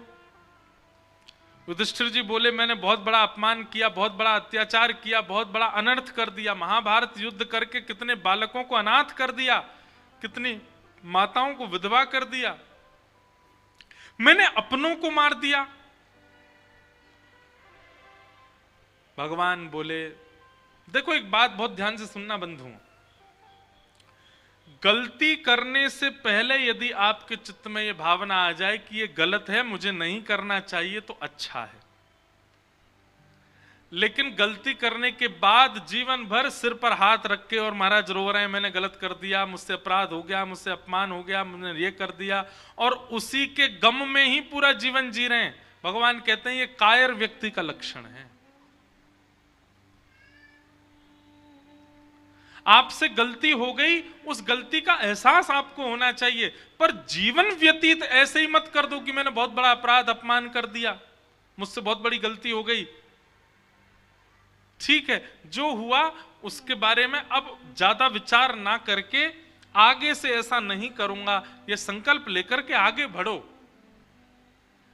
अब जो आपने कर दिया वो कहीं ना कहीं आप भोग लोगे, लेकिन उसी के चक्कर में बैठे हुए मैंने बहुत बड़ी गलती कर दी, मुझसे अपमान हो गया, ये हो गया, ये हो गया, और उस चक्कर में पूरा जीवन निकाल दिया, ये गलत है। तो याद रखिए, अपराध करने से पहले बोध हो रहा है तो रुक जाइए, लेकिन अपराध करने के बाद यदि आप रो रहे हैं मैंने ऐसा क्यों कर दिया, मुझसे बहुत बड़ी गलती हो गई, रोइए नहीं। अपनी गलती स्वीकार करके आगे से ऐसा नहीं करूंगा ऐसा कह के बढ़ो आगे, और जो आपने पहले किया वो कहीं ना कहीं आप भोग लोगे। कायरों की तरह बैठ मत जाओ। कर्तव्य है, जीवन चलते रहना चाहिए। कई घरों में मैं गया हूं, कई लोग अपने द्वारा किए गए कुछ अपराधों की वजह से अपना जीवन नष्ट कर देते हैं, अपने जीवन को वहीं रोक देते हैं कि अब हम कुछ नहीं करेंगे, हमसे अपराध हो गया है, हमने ऐसा ऐसा किया था, अब हम किसी लायक नहीं है, किसी को मुंह दिखाने लायक नहीं। आप बढ़िए आगे, बस संकल्प ले लेना कि अब वो गलती नहीं दोहराएंगे।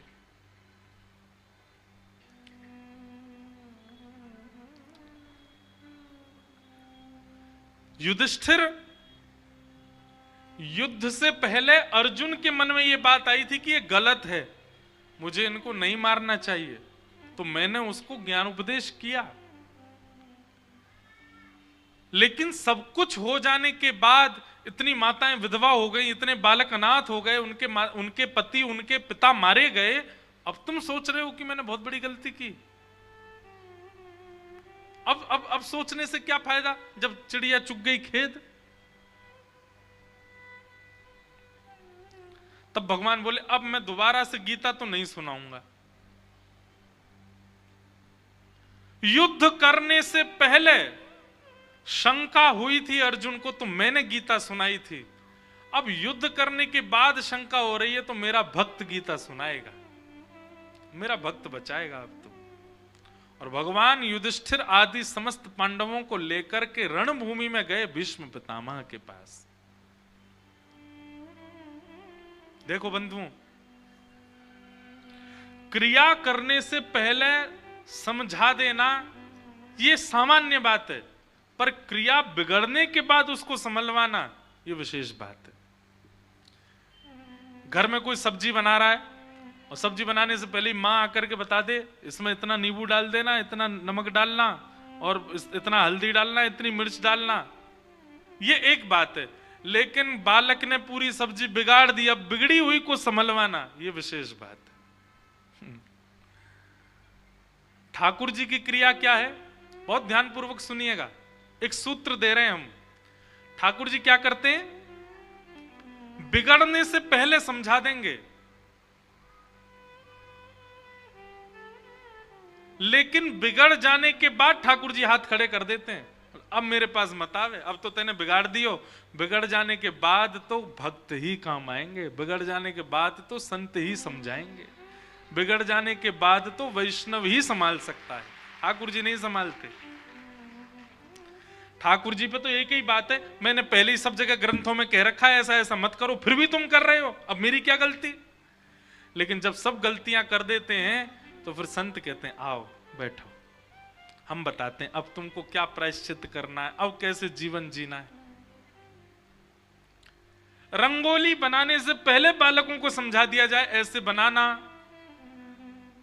ये एक बात है, पर रंगोली बिगड़ जाने के बाद संभलवाना ये विशेष बात है।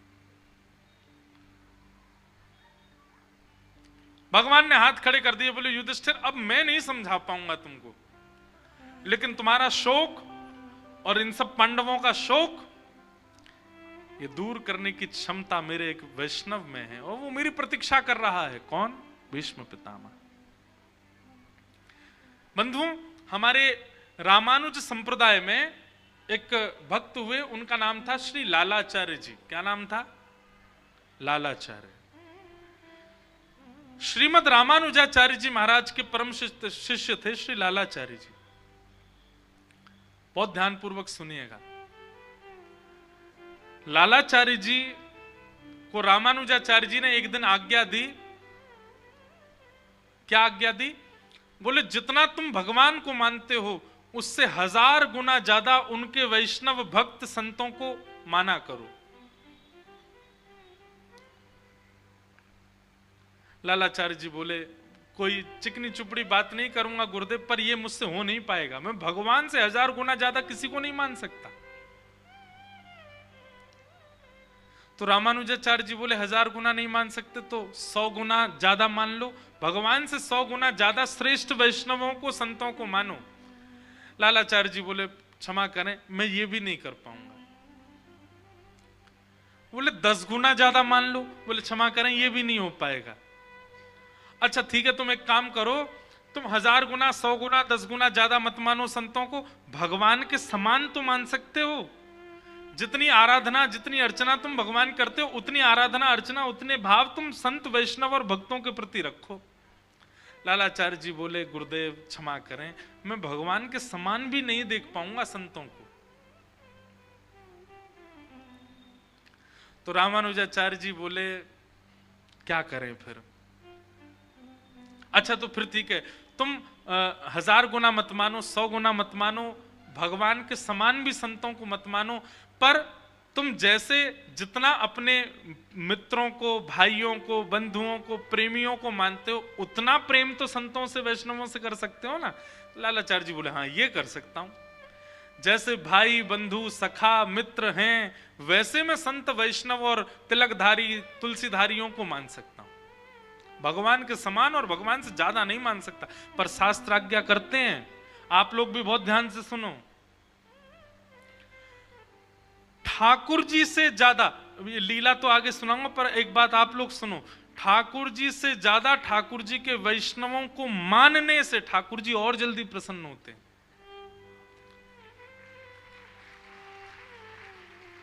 हाँ, वो वैष्णव अपने आप को ठाकुर जी से ज्यादा पुजवावे तो गलत है, तो अपराध है। आपके मन में अपने आप भावना आ जाए, आपके बिसौली में कोई कंठीधारी आवे, आपके बिसौली में कोई हरिद्वार से वैष्णव आ जाए, तो जितने प्रसन्न आप वृंदावन बिहारी को देख करके होते हैं उतने प्रसन्न उसको देख करके हो गए, तो निश्चित समझ जाना आपकी भक्ति लग रही है आपको। इसीलिए वैष्णवों को देख के आप प्रसन्न हो रहे हो। पर लालाचार्य जी ने स्पष्ट कर दिया मैं भगवान से ज्यादा नहीं मान सकता किसी भक्त को और भगवान के समान भी नहीं मान सकता। तो गुरुदेव ने आज्ञा की तो भगवान से ज्यादा भगवान के समान मत मानो, अपने भाई बंधु सखाओं के सम मान लो। लालाचार्य जी बोले ये कर लूंगा मैं। और वो उसी दिन उसी क्षण से जो भी तिलकधारी दिखाई देता, जो भी कंठी वाला दिखाई देता, जो भी नाम जापक शिखा वाला दिखाई देता, जिस किसी के भी किंचित भेष में कहीं वैष्णवता होती, लालाचार्य जी उसको ऐसे हृदय से लगाते जैसे कुंभ का बिछड़ा भाई मिला हो। सामने वाला पूछ रहा अरे भाई जान ना पहचान तुम? अरे नहीं नहीं तुम तो मेरे भैया हो। अपने गुरु की आज्ञा का इतना पालन किया कि फिर जो मिला वैष्णव रूप में उसको भाई के समान ही प्रेम किया लालाचार्य जी ने। लेकिन ठाकुर जी ने एक दिन लालाचार्य जी की परीक्षा की। वो कैसी परीक्षा? कि दक्षिण में कावेरी नदी में लालाचार्य जी स्नान कर रहे थे और तभी एक वैष्णव तिलकधारी कंठीधारी कोई वैष्णव था, वो स्नान करते करते कावेरी जी में डूब गया और उसके प्राण निकल गए और वो बहता हुआ कावेरी जी में आ रहा था, उसका शव तैर रहा था नदी में। लालाचार्य जी यहां पर संध्या उपासन कर रहे थे, तभी उन्होंने नेत्र खोल करके देखा कि सामने एक शव जा रहा है और उस शव का अता पता कुछ नहीं है, पर उसने गले में कंठी पहन रखी है और माथे पर थोड़ा थोड़ा तिलक लगा हुआ है। तो लालाचार्य जी उसको देखते ही फूट फूट करके रोने लगे और चिल्ला चिल्ला के हल्ला करने लगे, मेरा भाई चला गया, मेरा बंधु चला गया, मेरा सखा चला गया। कूद पड़े, सब रोकने लगे, अरे जान ना पहचान, पता नहीं किसका शव है, तुम कहां जा? अरे नहीं ये मेरा भाई है। उनकी निष्ठा इतनी हो चुकी थी वैष्णवों के प्रति कि अब किसी का शव भी देख रहे हैं तो उसी भांति रो रहे हैं जैसे कोई सगे भाई के जाने पर रोता है। लालाचार्य जी उनके शव को लेकर के आए और अपनी गोद में उनका सर रख के इतना रोए, नगर के लोग सब उपहास करने लगे, नगर के लोग आकर के सब तमाशा देख रहे हैं। बोले बताओ, एक अनजान व्यक्ति को अपने भाई के भांति प्रेम कर रहे हैं। पर लालाचार्य जी तो हर वैष्णव को अपना भाई मानते थे। गुरु को वचन दिया था कि भगवान से ज्यादा नहीं मान सकता, पर अपने भाई बंधुओं के समान मान लूंगा संतों को। घर परिवार के लोगों ने लाख मना किया, लेकिन फिर भी लालाचार्य जी ने उनका संस्कार किया, अपने केश छेदन आदि कराए, और जो क्रिया एक घर का सदस्य करता है ठीक वैसी क्रिया पिंडदान आदि सब करने लगे। अपने गोत्र से ही उसका गोत्र बोल करके उसका पिंडदान आदि सब कर दिया। और इतना ही नहीं, 13 दिन तक सूतक की जो क्रियाएं घर में होनी चाहिए वो क्रियाएं भी पालन कराई, और खुद भी करी और खुद के परिवार वालों से भी कराई। ये निष्ठा नहीं है?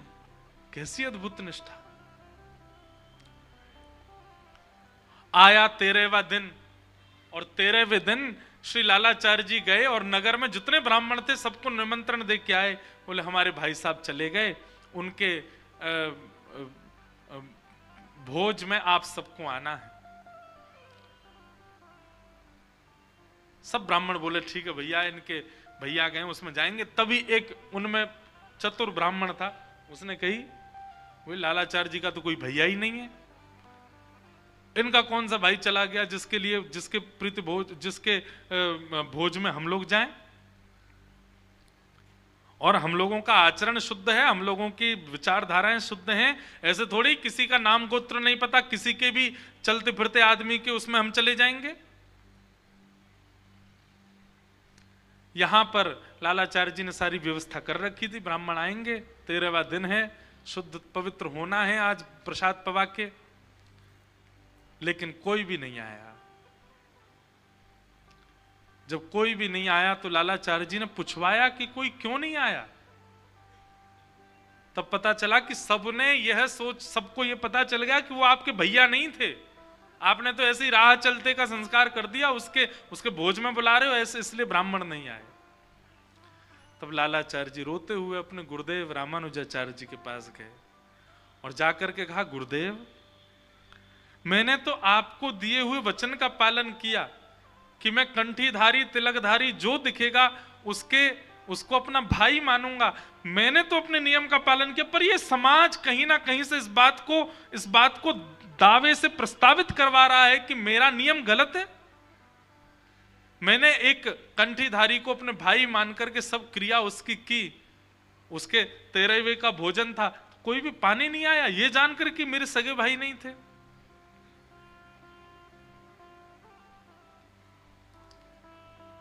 रामानुजाचार्य जी बोले, तुमने निष्ठा से किया है ना, बस अब तुम चिंता मत करो, ठाकुर जी को निवेदित करके ठाकुर जी को निमंत्रण दे दो।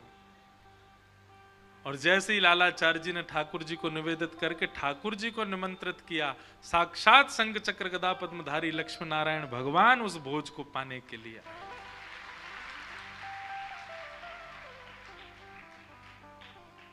जिस भोज को ब्राह्मणों ने स्वीकार नहीं किया, उसके लिए ठाकुर जी स्वीकार कर गए।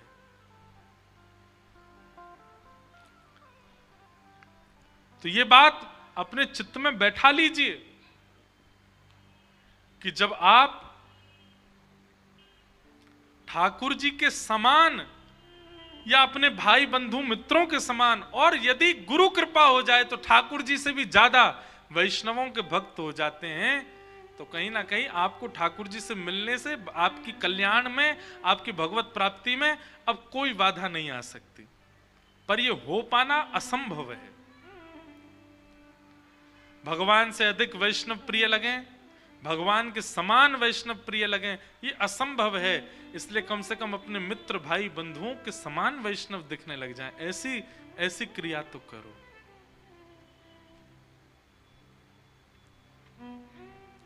क्योंकि भैया ठाकुर जी तो क्रिया बिगड़ने से पहले समझाते हैं, क्रिया बिगड़ने के बाद तो वैष्णव ही संभालेंगे आपको। आज युधिष्ठिर चिंता में है, मैं क्या करूं, भगवान ने तो हाथ खड़े कर दिए, बोले अब तो युधिष्ठिर भीष्म पितामह ही तुमको ज्ञान उपदेश करेंगे। और पंच पांडवों को लेकर के भगवान भीष्म पितामह के पास पहुंचे। रणभूमि में बाणों की सैया पर लेटे हैं पितामह भीष्म। रोम रोम में बाण लगा है भीष्म पितामह के। एक एक रक्त बूंद बनकर के नीचे गिरता जा रहा। अब रक्त भी नहीं बचा है, फिर भी जीवित हैं भीष्म पितामह। क्यों? क्योंकि इच्छा मृत्यु का वरदान उनको मिला है। जब तक उनकी इच्छा नहीं होगी तब तक मर नहीं सकते। लेकिन इस इच्छा मृत्यु का जितना सुंदर सदुपयोग भीष्म पितामह ने किया वो प्रशंसनीय है कि भीष्म पितामह ने अपनी इच्छा मृत्यु से कोई सांसारिक भौतिक सुख की कामना नहीं की, बल्कि इच्छा मृत्यु से कामना की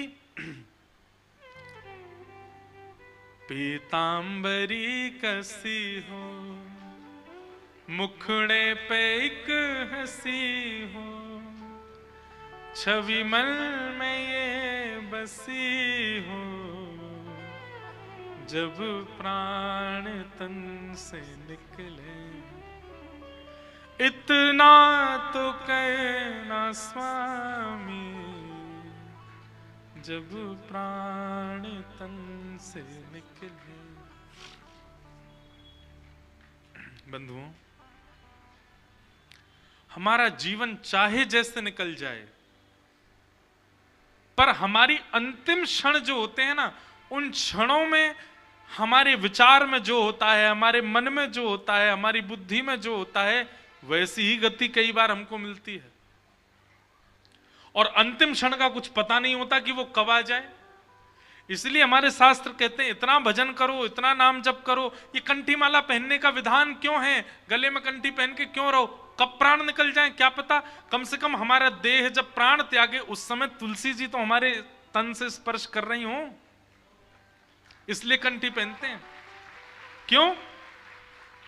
सबको पता है कि जब किसी के प्राण निकलते हैं तो उसको भी एक संस्कार कहा जाता है, अंतिम संस्कार। और अंतिम संस्कार में एक चिता बनाई जाती है। चिता में उस देह को पधरा करके एक प्रकार से जब कोई व्यक्ति अंतिम संस्कार करता है ना, तो ध्यान से सुनिएगा, पंडित जी उस समय भी कुछ मंत्र उच्चारण करके कहते हैं स्वाहा। मतलब अब इस देह का भी हम आपको अर्पण करते हैं, ठाकुर जी इसको स्वीकार करो। हवन में अर्पित की गई हर वस्तु ठाकुर जी के मुख के समान, मतलब ठाकुर जी उसको पा रहे हैं। ध्यानपूर्वक सुनिएगा। एक प्रकार से हवन क्या है? हवन भगवान का मुख है। सभी देवी देवताओं का आह्वान करके हम उसमें आहुति डाल करके अग्नि के द्वारा भगवान का पोषण, भगवान को पवा रहे हैं। अंतिम संस्कार में हम देह को जला करके एक प्रकार से उस देह को भगवान को अर्पित कर देते हैं। और भगवान तब तक नहीं पाते जब तक तुलसी जी का स्पर्श नहीं हो। इसलिए उस देह से तुलसी का स्पर्श हो रहा हो जब उसके प्राण निकले हो, तो निश्चित है कि भगवत प्राप्ति हो जाएगी। लेकिन अगर व्यक्ति ने केवल तुलसी पहनी, नियमों का पालन नहीं किया, नियमों का पालन मतलब एक ही नियम है तुलसी जी का, क्या? कि तुलसी धारण करने के बाद कंठ से नीचे अपवित्र वस्तु नहीं जानी चाहिए आपके मुख में। अगर आप अपवित्र मांस का भक्षण करते हैं, मदिरा का सेवन करते हैं, तंबाकू खाते हैं, धुआं उड़ाते हैं और तुलसी पहनते हैं, वो तुलसी नहीं फिर काष्ठ है। और मृत्यु के बाद में तुलसी का अपमान करने का दंड और मिलेगा। इसलिए एक जगह मुझसे एक व्यक्ति पता क्या बोला, महाराज जी मैं तुलसी पहनता हूं पर मैं कॉलेज में पढ़ता हूं, बच्चों के साथ कभी कभी खाना पीना पड़ता। मैंने कहा हे भाई तू क्यों पहनता है तुलसी? बोले नहीं, जब खाने पीने जाते हैं तुलसी उतार देता हूं। मैंने कहा वाह, उससे क्या होता है? बोले कम से कम कंठ से तुलसी तो नहीं स्पर्श होती।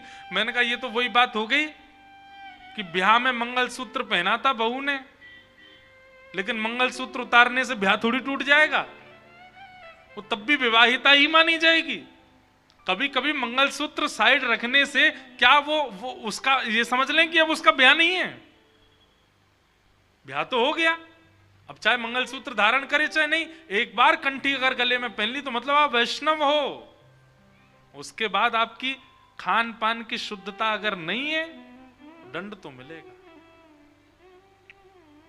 इसलिए तब तक तुलसी जी मत पहनिए जब तक आप अपने चित्त पर ये भरोसा ना कर लें कि हाँ हम अपने भोजन और भजन और पान को शुद्ध कर सकते हैं। विशेष रूप से तो मांस सेवन करने वाले और मदिरा पीने वाले, तंबाकू सेवन करने वाले, इन लोगों से तो हमारी प्रार्थना है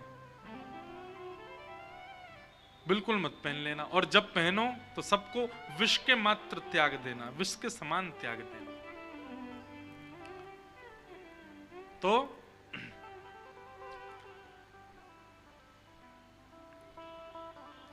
हम जीवन भर कुछ भी करें, पर अंतिम क्षण में हमारे मुख से जो शब्द उच्चरित होता है, हमारे चित्त में जो होता है, हमारे मन में जो होता है, उसी से हमारी गति निश्चित होती है।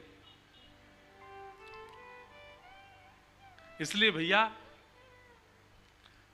हर दिन ठाकुर जी से एक प्रार्थना करो, क्या कि नाथ जब मेरे प्राण निकलने वाले हो ना, आप मुझको अभी बिल्कुल मत मिलना। मैं वृंदावन जाऊं मुझे मत दिखना, मैं हरिद्वार जाऊं मुझ पर कृपा मत करना, जीवन भर मेरा ऐसे ही चलने दो, कोई बात नहीं आप मत मिलना। पर नाथ जब मेरे प्राण निकल रहे हो ना, जब मेरी अंतिम श्वास चल रही हो, मुझे नहीं पता कहां निकलेंगे, कैसे निकलेंगे, कब निकलेंगे, आपको पता है। बस मेरी इतनी इच्छा मान लीजिए नाथ कि जब मेरे प्राण निकले ना तब आप मेरे सामने आ जाना। भगवान से और कुछ मत मांगो।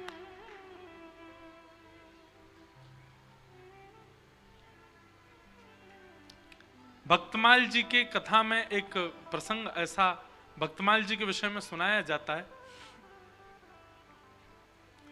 कि अगर अंतिम श्वास निकल रही हो और उस समय भागवत जी, रामचरितमानस या इस प्रकार के वैदिक ग्रंथ या भक्तमाल जी अगर हमारी छाती पर रखी हो,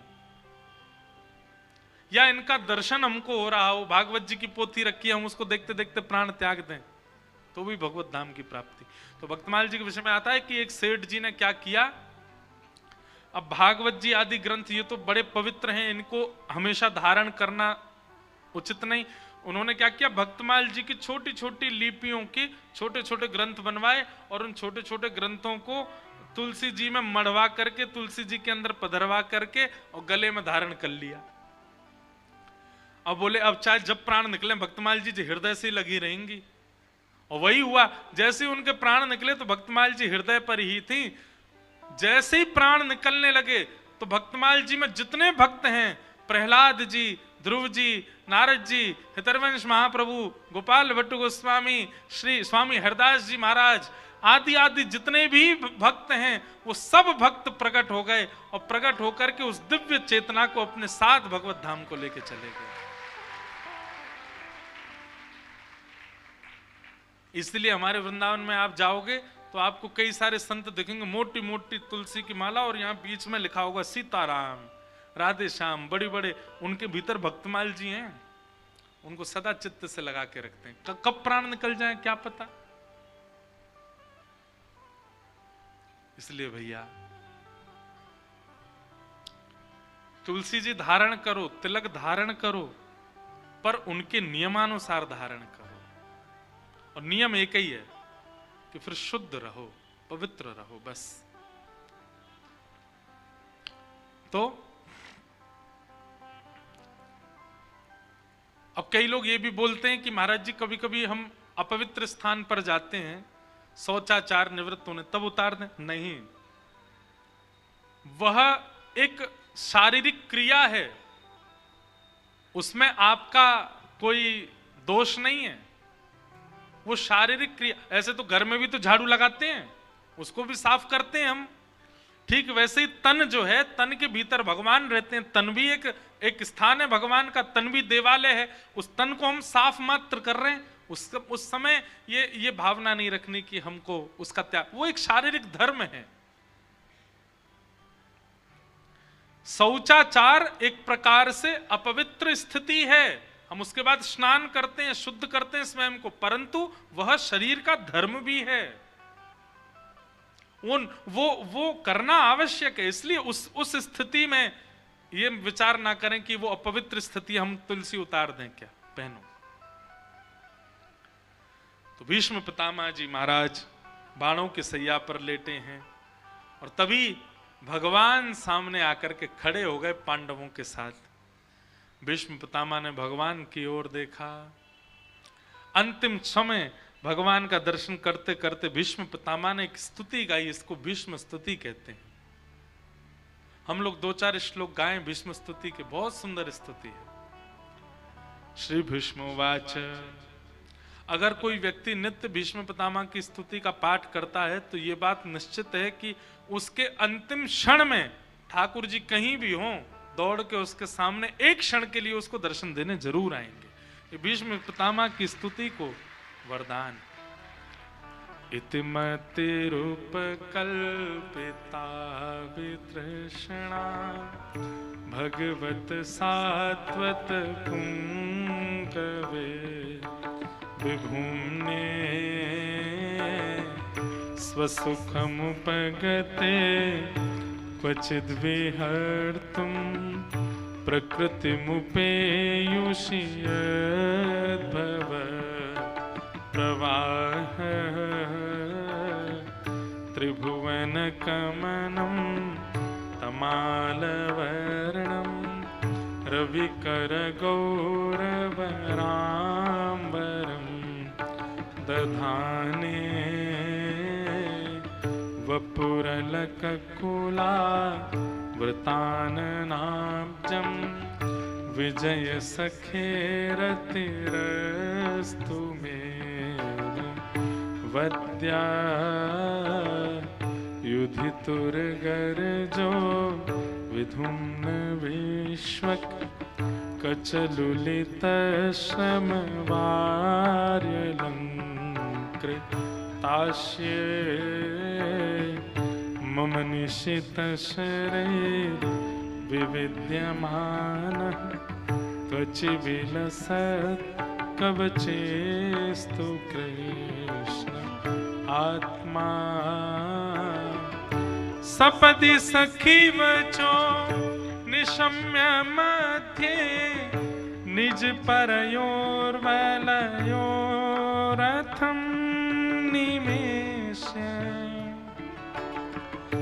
स्थितवति परसै निकायुरक्ष्णार्हतवति पार्थ सखे रत ममास्तु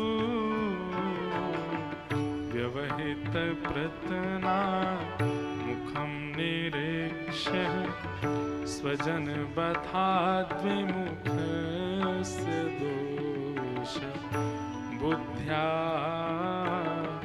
कुमतिमहरदात्मविद्ययाय चरणरति परमस्य तस्य मेस्तु।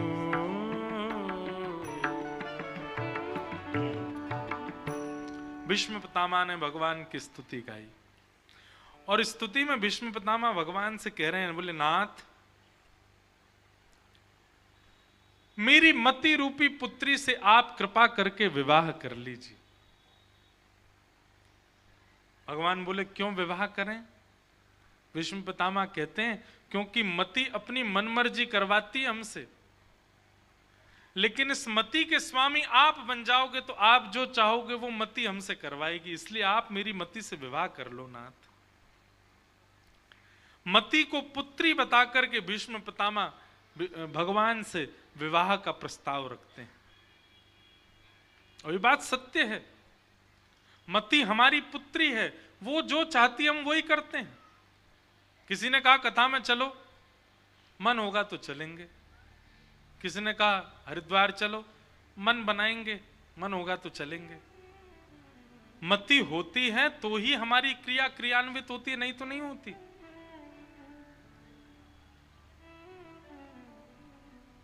मन, ये मन यदि ठाकुर जी को अर्पित कर दिया जाए तो फिर इस मन पर अधिकार ठाकुर जी का हो जाता है और फिर भगवान जो चाहते हैं ये मन वही हमसे करवाता है। इसलिए मन को ठाकुर जी को निवेदित करो। ये बात तो सब कहते हैं कि मन भगवान को दो, पर भीष्म पितामह का जो तरीका है देने का, ये अद्भुत है। भीष्म पितामह कह रहे हैं मेरी मन रूपी बेटी है, उसका अभी तक ब्याह नहीं हुआ है, पसंद तो बहुत लोगों को किया उसने, पर नाथ मैं चाहता हूं विवाह वो आपसे करे। मन को बहुत कुछ पसंद आ जाता है, कभी मन को पहाड़ पसंद आ जाते हैं, कभी मन को समुद्र पसंद आ जाता है, कभी मन को टिकिया पानी पूरी पसंद आ जाती है, कभी मन को कोई व्यक्ति पसंद आ जाता है, पर हमारा मन अस्थिर ही रहता है, एक जगह स्थिर नहीं होता। क्यों? क्योंकि मन को जो प्रिय है वो केवल श्याम सुंदर है। कभी उस नजर से श्याम सुंदर को देखो तो सही। एक बार मन को यदि ठाकुर जी प्रिय लग गए, फिर मन कहीं नहीं भटकेगा, उन्हीं में ही रहेगा।